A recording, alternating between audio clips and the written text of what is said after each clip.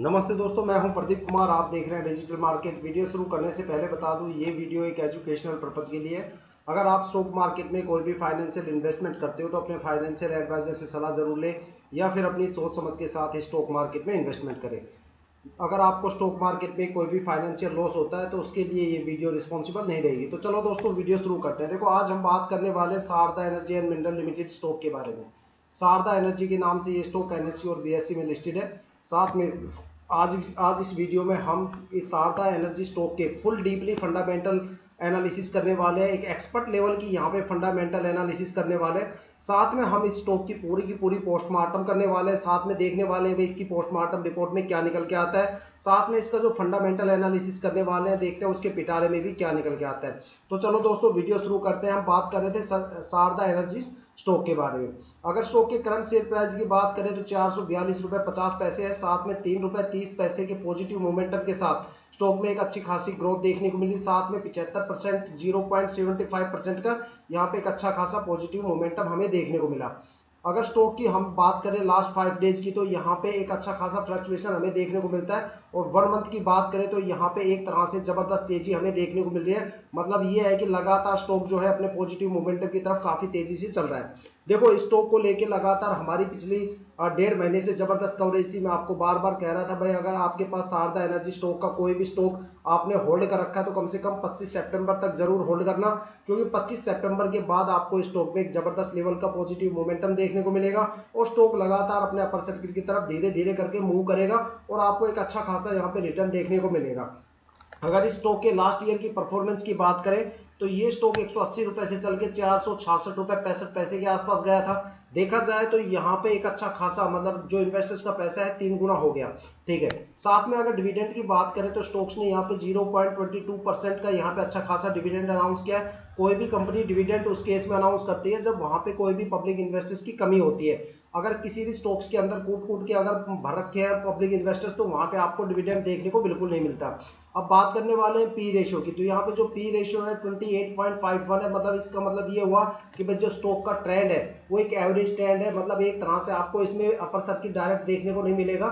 जो स्टॉक है वो धीरे धीरे पॉजिटिव मोमेंटम के साथ अपने अपर सर्किट की तरफ चलेगा, अपने अपर सर्किट की जो सबसे हायर वैल्यू है उसको टच करेगा। साथ में जो यहाँ पे हम टारगेट की बात करें तो यहाँ पे टारगेट 560 प्लस के आसपास है। 540 रुपए पे आप अपना स्टॉप लॉस सेट कर सकते हो।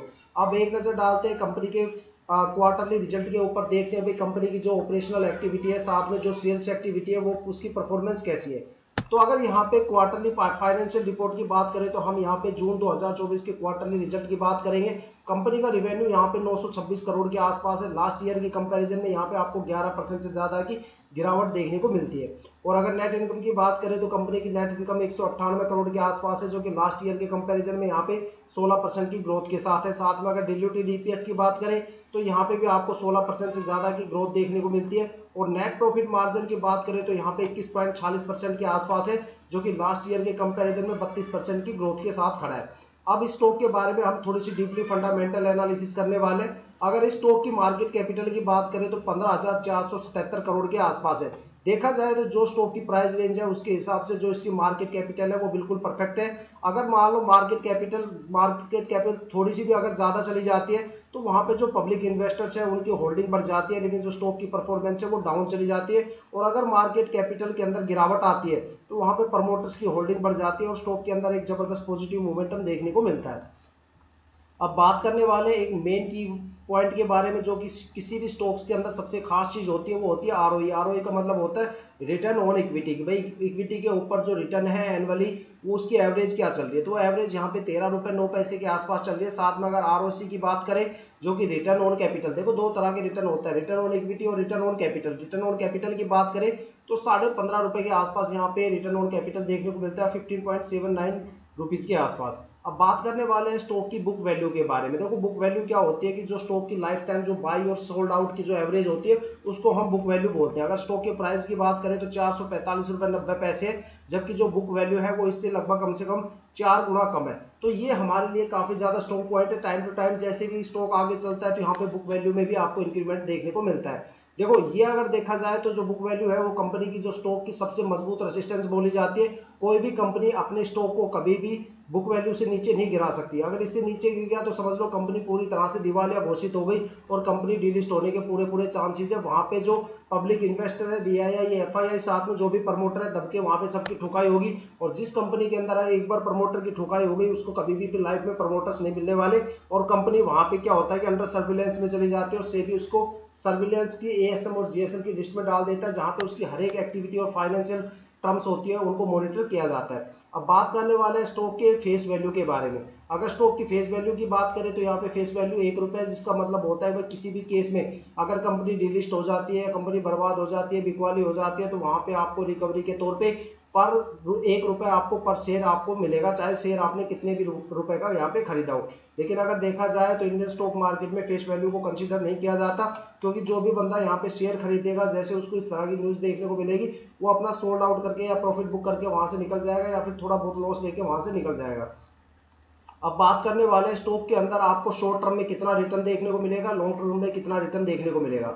अगर आप 1 वीक अगर इसको होल्ड करते हो तो यहाँ पे आपको 3% रिटर्न देखने को मिलेगा।